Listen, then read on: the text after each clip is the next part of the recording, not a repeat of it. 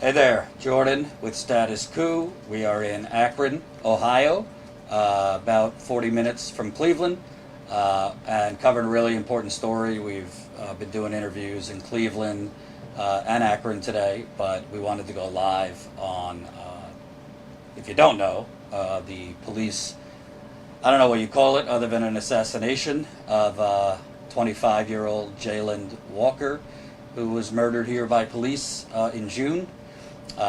There's been protests since then, and now Jayland's family is calling for an outside investigation from the Department of Justice.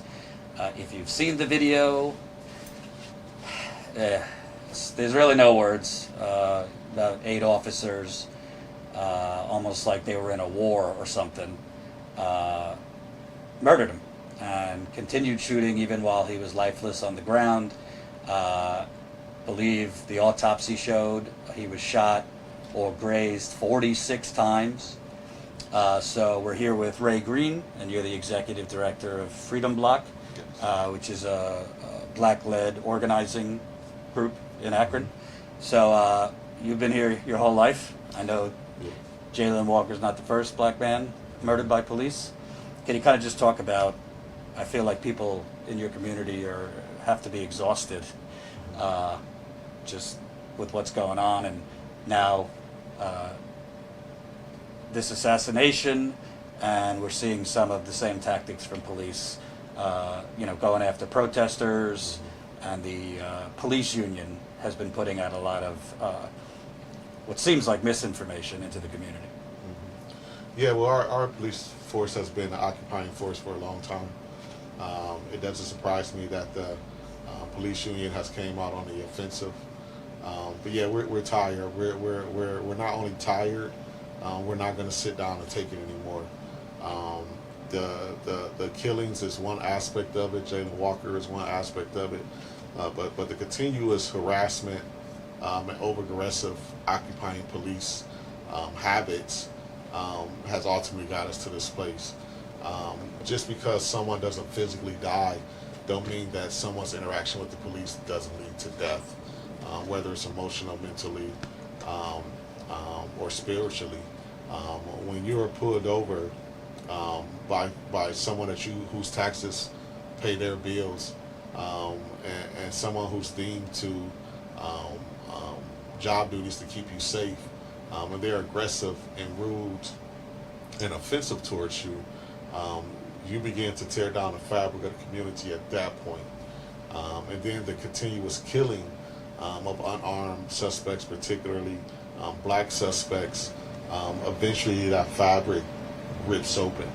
And I think that's where we're at now, at a rip open standpoint, where people are tired, and people are not going to stand for it anymore, and people are looking for real solutions and real change. And I think that's where we're at right now, where people are coming together, circling around a family, and trying to figure out how this never happens again. And I just want to read, it probably sounds familiar where you live. The police budget in Akron is $60 million. The public health budget is $4 million. Public safety, $7 million. So $60 million goes to the police here, and $4 million to public health. It's just crazy. I was talking to your housing director. You got places with, apartments and homes with termites, holes, black mold. Obviously, you have nice areas of town, but you go a little further down, the gentrification is significant. Evictions have been happening here, like in other places. Can you kind of just talk about when you saw that video?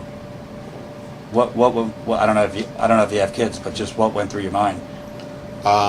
First thing went through my mind is that could have been me, or any one of my sons, or any one of my daughters for that aspect.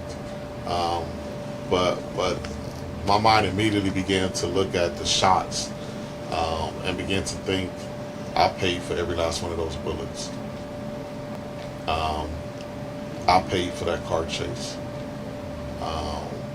And to know that this was about a broken tail light or any other traffic violation, my community paid for that to happen through the taxes that we pay when we buy food, when we buy goods, when we pay our bills online. Our taxes went to that. And to know that my tax dollars can be used for something that prevents that from happening was just really heartbreaking for me. Why do we continue to do things that don't work? Why is armed militia pulling over somebody for a tail light? From my experiences with broken tail lights, you got a broken tail light for one or two reasons. Either you don't know it's broken or you can't afford to get it fixed. That doesn't require armed militia. And I began to think, what are other ways that we can handle this situation? And then it's about taking those ideas to the community and figuring out what the community thinks. And how can we make this change?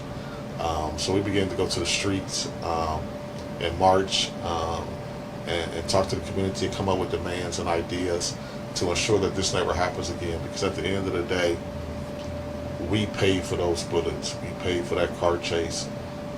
We paid for this to happen, and that's not what we agreed to. We agreed to safety inside of our communities, not police killings. And that's where my mind immediately went to, like, we can't do this no more. And that's where we're at right now. We're fed up, and those numbers, budgets are value statements. It's just nothing, no way around it. Budgets are value statements, and our budget shows that our mayor values the police and not the community. Right. I'd also like to ask you, by the way, these 8 officers that shot, I believe it was, 70, 80 rounds? They shot 70, 80 rounds at a man that was running away from the police. You wonder why black people have to run away from the police. They're on paid leave.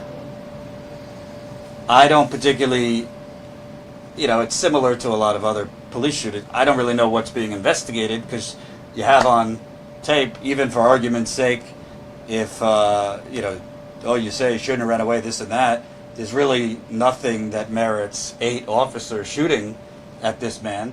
They continued shooting at him when he was on the ground.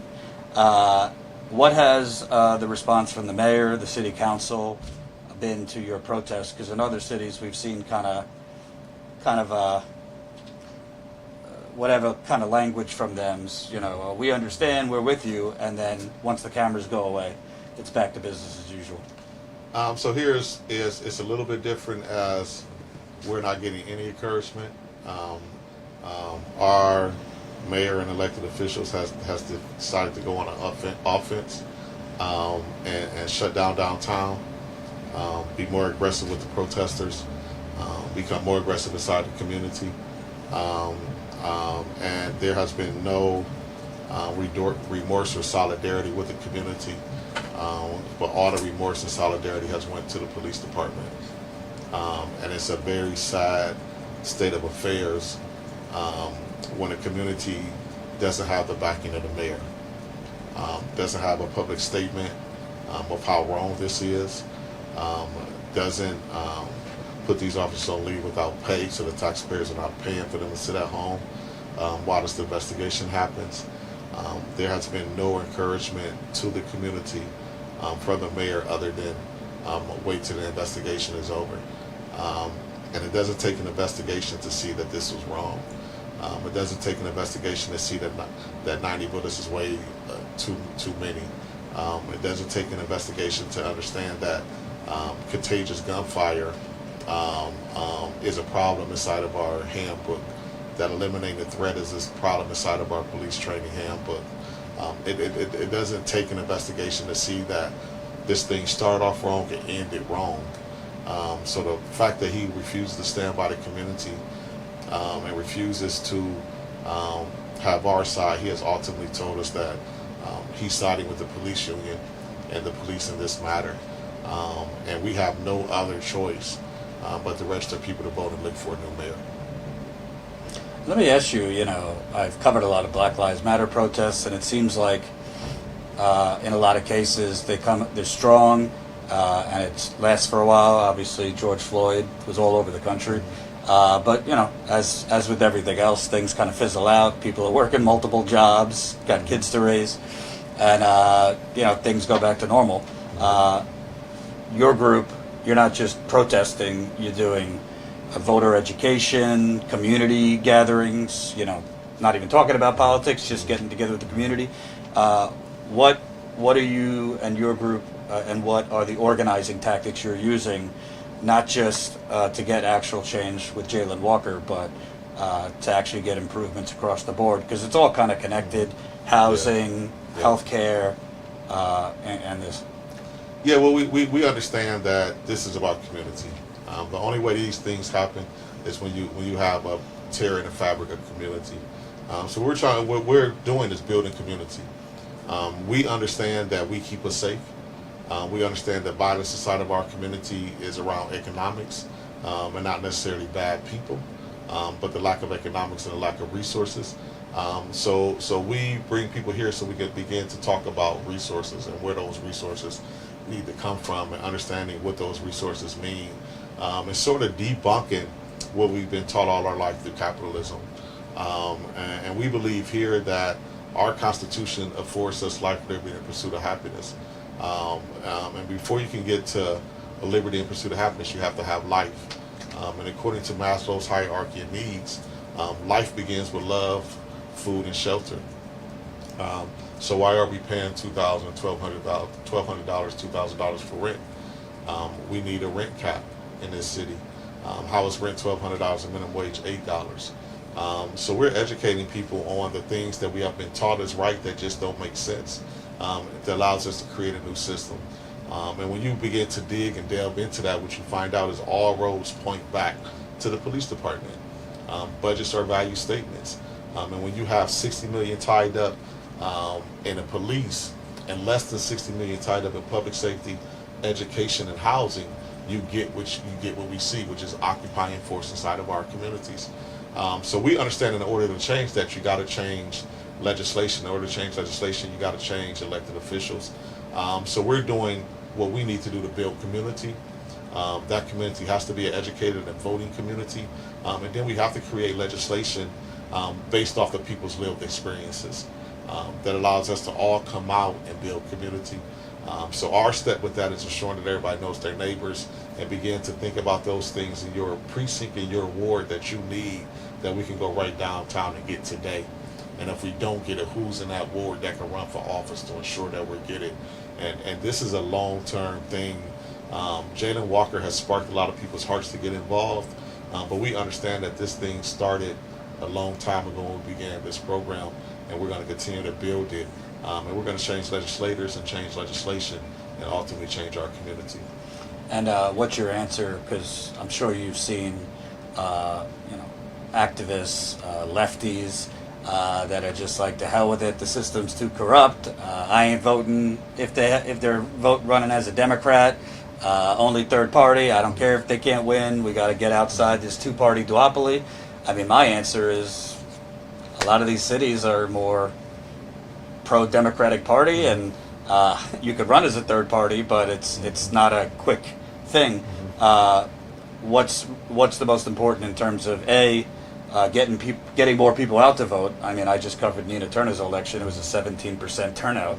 But also voting for people that actually are from the community and aren't just going to kind of get in there and do the same old, same old. Yeah, and we have to fully vet people.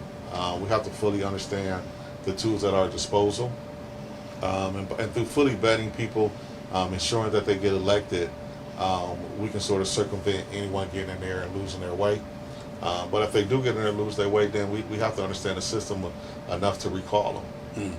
There is a recall process, and if we can get somebody elected, we can also unelect them. But if you don't know that, that's a possibility, and you're stuck with someone for 4 years. So we're educating through the whole process. We're bringing experts in, lawyers in, people like that to help educate us through the whole process. So we have a plan. Right now we have a 10-year plan that's broke out into 2 years at a time. That also allows us the flexibility to the recall, helps us build the base to recall if we need to recall. But ultimately, the slate of people we're going to run are also going to run with a slate of issues that they're going to be tied to, and they're going to do those issues, or we're going to recall them. Right. But we're in this for the long haul, to build long-term political power for Black, brown, and poor people in the city of Akron. Mm-hmm. And in terms of Jayland Walker, you said that the mayor, city council, they've gone the opposite way. They're kind of being defiant and being very aggressive with protesters. I mean, what does that say to you in terms of it's a majority Black community, and if they're not signaling they're going to change, to me, who's the next Jayland Walker then? Yes, and what we want to do, instead of looking at for the next Jayland Walker, is looking out for the next city council people and the next mayor, and that's what we're doing now, is we're growing those people, getting those people in classes, so we can elect new leaders. We're going to build a new electorate, elect new leaders, and change the demographics of our city. It's interesting that you say when you travel around, most of these things are happening in democratic cities, and I just want to push back a little bit on that. Most of these things are happening in Republican cities. Most of these elected officials are Republicans that turn Democrats so they can get elected, because people vote for Democrats without any investigation. Right. But when you investigate policy, and policy that's introduced and policy that's voted no on, you will understand that you have a Republican legislators that declare Democrat to get elected. Right. And you'll be able to see that when you do the investigations and looking into the policies. Yeah. And talk to me a little bit about housing here. Pretty much unaffordable. A lot of people have, black mold, termites, walls caving in, rents are going up still. And you mentioned the $8 minimum wage, but with inflation, that's basically like, maybe $7. Because you see this narrative in the media like, oh, Dems are getting tougher on crime because crime's out of control. You don't actually see any discussion on people can't afford to live. People are having to work 2 or 3 jobs. I just spoke with someone who says he's now working a half day, 12 hours. They seem to just, let's take on crime without any concern what the root of it is. Yeah, and it's sad because they know what the root of crime is. For the most part, leaders are leaders. We all read, we all study, for the most part, the same things. So we know that crime is directly related to economics, to lost culture, to lost pride, to lost sense of community. And we're doing nothing to build those things up. We're doing nothing to create living wage, to create universal health care, to deal with the mental health issues of our youth that eventually become adults, to deal with the reentry status of our formerly incarcerated people. We do nothing to build that fabric and make those connective tissues. And then we hire more police to deal with crime. And as I said earlier, our budget is a value statement. If we want to change these things around, we would invest more in education and housing than we do the police. But we don't, because we don't want it to change, because somebody is getting paid off the ills and the tragedies inside the black, brown, and poor white communities. Someone is making a lot of money off of that. And those donors are ensuring that they get people elected that's going to be sympathetic to their pockets as opposed to the community. So we have to build people power. Most of those democratic cities, they have a similar organizational chart, which says voters, city council, and mayor. The key thing wrong with that chart is, first of all, it's not activated that way, but then it says voters and not citizens. Every citizen doesn't vote. It doesn't mean that their needs shouldn't be met by the elected representatives in their city. But even with that chart, it's still flipped upside down. The mayor is still the one with all the power, and he doesn't care about city council nor the people. In actuality, a real organizational chart would look like funders and then mayor, because that's how most democratic cities run. Right. And you said values. The president gave $32 billion more to police in his budget. He ran on criminal justice reform, Obviously, he's the author of the crime bill. Most of these things are local, but I do think it matters who the president is. There are things he could do, but you're hearing all this kind of sloganeering on, well, we're giving money to community policing. What's your thoughts that he gave more money to police? Yeah, it's sad because we treat the public like they're stupid. And community policing, you can't have community policing without first of all having a community. You can't have community policing if the officers are coming in from a different township into another community. The clear definition of community policing is police coming from the community. And because of our federal and state laws that doesn't allow for municipalities to put that higher requirement in their books, we can never have community policing. So we need federal laws to ensure that 65 to 70% of police forces are actually from the community that they're patrolling. We need federal and state laws to enforce that. Giving more money to the police is not the answer. That money could be going to universal health care. That money could be going to child care. Like, parents are literally working just to pay child care. That money can be used elsewhere to make our community safe. Every study has shown that police don't make our community safe. The federal government has all this information, has access to these studies, has access to do these studies. Why do we continue to give money to the police department? That's because funders are running our government, and not the people. It's the only answer that I have. And I'm curious, obviously you've been doing interviews with the media, but from what I could tell around the country, the media generally just prints what the police tell them without much investigation.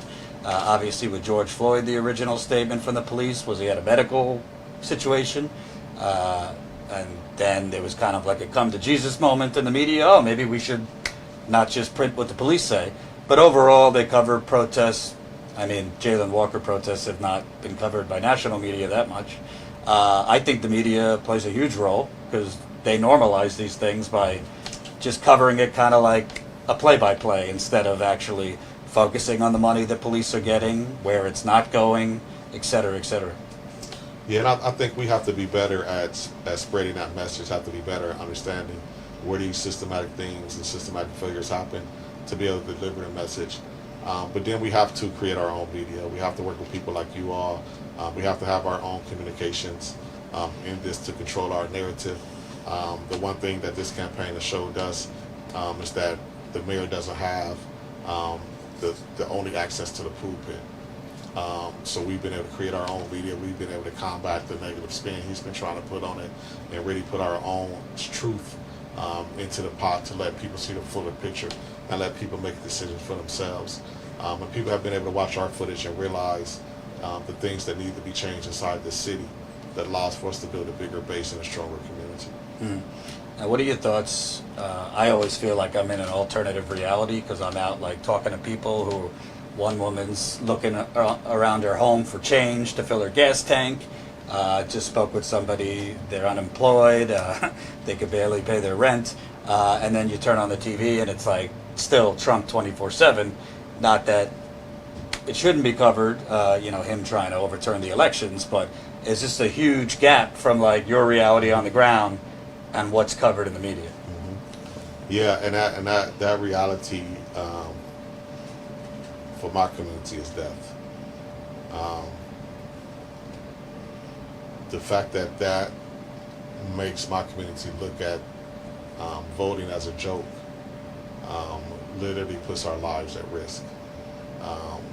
That continuous coverage of what happened and not why it happened, and not what led up to it happening, and not the state of our economy that allows for him to even have the audacity to do something like that is a problem. The fact that our schools are not teaching that we're actively creating laws to ensure that this doesn't get taught in a proper way further leads us down a pathway of doom. And what organizations like mine and organizations like mine across the country have to do is ensure that we're continuing to tell the truth that we're in control of our own narrative and control of our own media, and that the truthful stories continue to get out into our community, and we continue to use it to galvanize our community for change. And on Jayland, what are the community and the activists' specific demands? We want a new government. We have some demands in regards to legislation. We have some demands in regards to systemic change. We have put those demands on the table, but ultimately we're going to change the seats. We're going to change the people that are sitting in the seats. We're going to get everything that we're demanding because we're going to change the people that are sitting in the seats. And that's what we're looking at. That's the conversations we're having. If you do pass some things, that's cool, but we're not waiting on you to pass anything. We're going to put some things on the ballot ourselves. We're going to change the seats next year, and we're going to create a better community for all Akronites. In the canvassing, because you got people canvassing the neighborhood, talking to residents, I've always found white, black, doesn't matter. Older folks sometimes are a little more entrenched in status quo politics, maybe more conservative, have kind of been conditioned to expect less. Have you guys had any success in your messaging with kind of those traditional voters who tend to vote for, more status establishment politicians? Yeah, so we don't really talk about voting and who to vote for. We really talk about what are the solutions to the problems that you see, and from that dialogue, we use that information to create policies, and then we go back and talk to those people about, is this the policy that you were thinking, and they say yeah or nay, and then we encourage them to go vote on that policy. And then we line that policy up with candidates and allow them to go vote on a candidate that more aligns with that policy. But we create our own policy. We believe the policy should come straight from the community. So we have these conversations with people getting registered to vote, and then we take their ideas and use it to create policy, and then take it back to them and get them to go vote for it. And that's what we're in the middle of doing. Last question. Jayland Walker's family said they don't trust the Ohio State investigation coming out of the Attorney General's office. It seems that there's been some collusion between the police union and the police department. The police union knows things that Jayland's family attorney hasn't been provided. They've called for a Department of Justice investigation.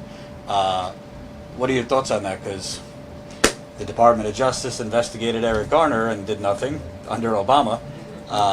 So it's kind of like damned if you do, damned if you don't sometimes. You can't have the police investigating themselves, but the Department of Justice often has not really done much either.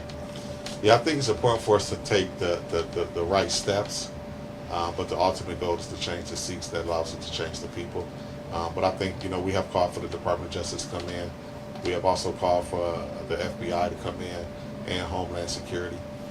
The FBI recently have done a study that has proven that white supremacist groups have infiltrated police departments. I don't think you can do that investigation and then not do a wholesale investigation on every police department and do some recommendations and policy changes and changes in training. So we're asking them to come in and finish the investigation. You already started the investigation. You already identified these things as happened. Now in Akron, let's go deeper and let's change the culture. Let's weed out the people we need to weed out. Let's create a new training guide, and let's do those things that we need to do to create a new police system, but also to answer the question that your FBI study has done. And then if we can't do that, we change seats and we do it ourselves. But I think that's the right move. I think we have to go to the Department of Justice. We have to follow that up with the FBI and Homeland Security to get a thorough investigation, to get a possible consent decree, or just ultimately shut these police departments down and rebuild something anew that's more geared towards safety. And what's the role of white folks? Obviously, white people show up to protests and are allies oftentimes on the ground with not only black communities, indigenous communities, but every white person has some form of privilege. What would you like to see from white folks? I think for white people have to continue to stand up. They have to continue to use their voice and their bodies to protect black and brown bodies. But they also have to understand that we're all in the same boat. The only difference is they're not getting killed with impunity. But we're all still struggling. We all still have housing issues, health issues, educational issues, and safety issues that our government is not taking care of. And it's not because we're black or white, it's because we're poor. And we have to come together and fully understand that allows for us to have a wholesale fight against this system of injustice. So we need white people to just join into the fight, use their resources and their bodies to protect us, but also understand there's 6 degrees of separation from us and them. We're all in this together. Absolutely. Thanks for taking the time. Ray Green of Freedom Block, if you're in Akron, it's a great organizing group that's doing the work, educating people and all that, so thank you. So our status, we've done several interviews, by the way, that weren't live, that we've recorded, so we're going to be posting those on the channel, as we can, because we're driving a lot. So we were in Cleveland earlier, now in Akron. We're headed to West Virginia next. So we got more interviews with actual people. You will not see this on CNN talking about inflation, high prices, their struggle. It's not the sexiest stories, but these are the important stories. Got a couple things lined up in West Virginia. Trying to line up some other things too. So definitely share these videos, share this live stream. My phone's not loading, but we got 6 new members yesterday, 6 new Status Coup members. So when my service works again, I'll shout you out on the next live stream. But we want to get more signups. So if you're not a Status Coup member yet, this is what you're funding, being on the ground, talking to people directly, covering stories that aren't getting a lot of attention in the mainstream media. So please support us, statuscoup.com/join, statuscoup.com/join. You can become a member for $5 a month. That's 16 cents a day. And we will be live again either later today or tomorrow. So thank you.